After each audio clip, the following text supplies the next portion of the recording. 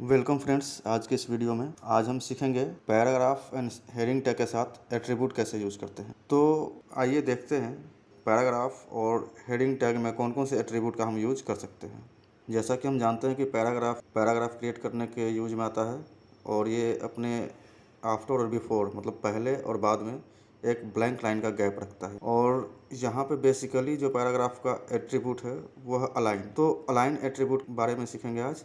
और जो चार तरह के अलाइनमेंट होते हैं, अलाइन की चार प्रॉपर्टी होती है, लेफ्ट, राइट, सेंटर और जस्टिफाई। इसके अलावे हम पैराग्राफ के साथ और भी अलग अलग हम एट्रीब्यूट का यूज कर सकते हैं, जैसे आईडी हुआ, क्लास हुआ, स्टाइल हुआ, या और भी कुछ एट्रीब्यूट्स हैं जिनका यूज हम कर सकते हैं, जिसके बारे में हम बाद में सीखेंगे क्योंकि अभी बताने का इसका कोई यूज है नहीं। तो आगे सीखेंगे तो इसका यूज भी मालूम हो जाएगा और एट्रीब्यूट भी मालूम हो जाएंगे दोनों। उसके बाद हम सीखेंगे हेडिंग टैग के बारे में। हेडिंग टैग होता है हमारा अगर किसी भी कंटेंट का हेडिंग डिफाइन करना हो तो हम हेडिंग टैग का यूज़ करते हैं। हेडिंग टैग 6 तरह के होते हैं, H1 से लेकर H6 तक। H1 सबसे बड़ा होता है और H6 सबसे छोटा होता है। ये दिखने में थोड़ा डार्क लगता है टेक्स्ट इसका। हेडिंग के अंदर भी हम अलाइन एट्रीब्यूट का यूज करेंगे और अलाइन एट्रीब्यूट का प्रॉपर्टी 4 तरह का होता है, राइट, लेफ्ट, सेंटर और जस्टिफाई।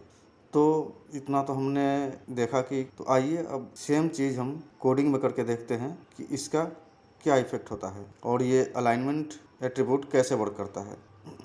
सबसे पहले तो हमें HTML का बेसिक कोड लिखना पड़ेगा, जो मैंने ऑलरेडी लिखा हुआ है। और आइए इसमें हम अपने टैग एंड एट्रीब्यूट का यूज़ करके देखते हैं। सबसे पहले हम एक पैराग्राफ क्रिएट करते हैं और इसके अंदर कुछ हम कंटेंट लिखते हैं। ये हमने पैराग्राफ स्टार्ट किया और एंड किया और इसके अंदर कुछ कंटेंट डालते हैं और डालने के बाद अलाइन टैग का यूज़ करेंगे। हमने लिखा this is a new paragraph. अब इसको सेव करके ब्राउज़र पे देखते हैं इफेक्ट। अभी हमने कोई अलाइनमेंट नहीं डाला है और बाय डिफ़ॉल्ट जो है पैराग्राफ का अलाइनमेंट होता है लेफ़्ट। बाय डिफ़ॉल्ट वो किसी भी टेक्स्ट को लेफ़्ट में अलाइन करता है। अगर हम लेफ़्ट अलाइनमेंट नहीं भी देंगे तो डिफ़ॉल्ट वो लेफ़्ट में ही अलाइन करेगा कंटेंट को।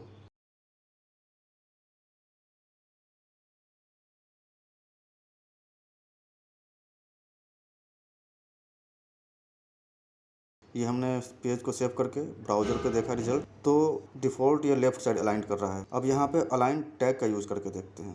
अलाइन टैग लिया और इसके अंदर हम जानते हैं कि 4 प्रॉपर्टी होता है, लेफ़्ट, राइट, सेंटर और जस्टिफाई।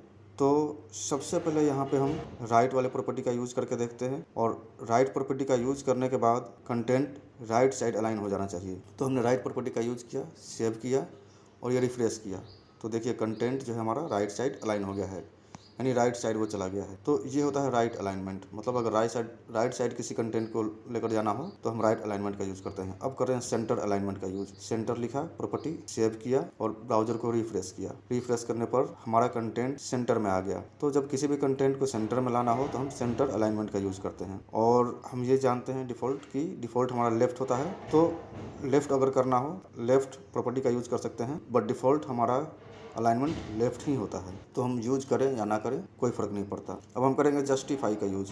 जस्टिफाई का यूज़ हम इसलिए करते हैं कि कभी कभी ऐसा होता है कि कंटेंट हमारे ब्राउज़र पे राइट साइड का लाइन जो है कोई आगे कोई पीछे, कोई आगे कोई पीछे होता है और लेफ़्ट साइड बिल्कुल बराबर होता है। तो हम चाहते हैं कि दोनों साइड का लाइन बराबर हो, तो उसके लिए हम जस्टिफाई का यूज़ करते हैं। ये देखिए हमने बहुत सारा कंटेंट लिया और ये लाइन हमारा राइट साइड आगे पीछे आ रहा है, जबकि लेफ्ट साइड बहुत बराबर है, एक साथ है। तो जैसा लेफ्ट साइड है वैसे ही राइट साइड चाहते हैं, तो हम जस्टिफाई प्रॉपर्टी का यूज़ करेंगे। तो अब यहाँ पे हमने अलाइन के साथ जस्टिफाई प्रॉपर्टी का यूज़ किया, पेज को सेव किया और सेव करने के बाद जब रिफ्रेश करते हैं तो हमारा दोनों साइड, लेफ्ट साइड और राइट साइड, दोनों साइड बिल्कुल बराबर हो जाता है लाइन।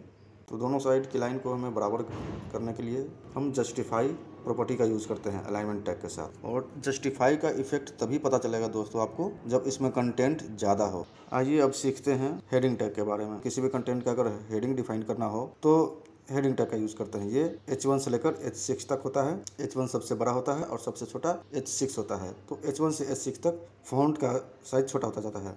यहाँ पर हमने H1 टैग का यूज़ किया है और ये देखिए कंटेंट का हेडिंग बनकर ये यहाँ पे शो हो रहा है। पैराग्राफ का हेडिंग बन गया हमारा। अब H2 का यूज़ करते हैं। H2 थोड़ा छोटा हो जाएगा H1 से। देखिए H2 की हेडिंग थोड़ी छोटी हो गई H1 से। और इसी तरह से हम H3, H4, H5, H6 का यूज़ करते जाएंगे तो वो उससे छोटा होता जाएगा फ़ॉन्ट का साइज़। और H6 देखिए यहाँ पे सबसे छोटा है, हमने यहाँ पे H6 का यूज़ किया है जो सबसे छोटा फ़ॉन्ट का साइज़ दिखा रहा है।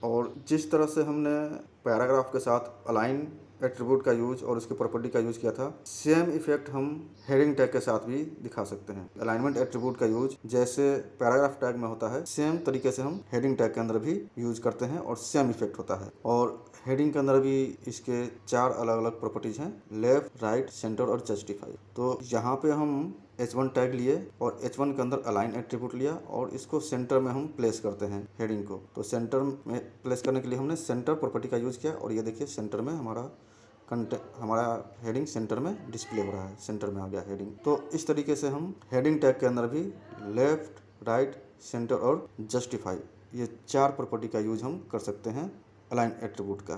तो थैंक यू दोस्तों इस वीडियो को देखने के लिए, और हमारे इस चैनल को सब्सक्राइब ज़रूर करें और वीडियो को लाइक ज़रूर करें और वीडियो पे पॉजिटिव कमेंट भी ज़रूर डालें। दोस्तों आजकल बारिश का मौसम आया हुआ है और इस मौसम में आँखों में इन्फेक्शन ज़्यादा हो रहा है और होता भी है। तो इस इन्फेक्शन को कम करने के लिए, रोकने के लिए आप अपने आँखों को दिन में 2 या 3 बार ठंडे पानी से रोज़ धोया करें, तो आपके आँखों में इन्फेक्शन नहीं होगा या फिर इन्फेक्शन होने का चांस कम रहेगा। Thanks again.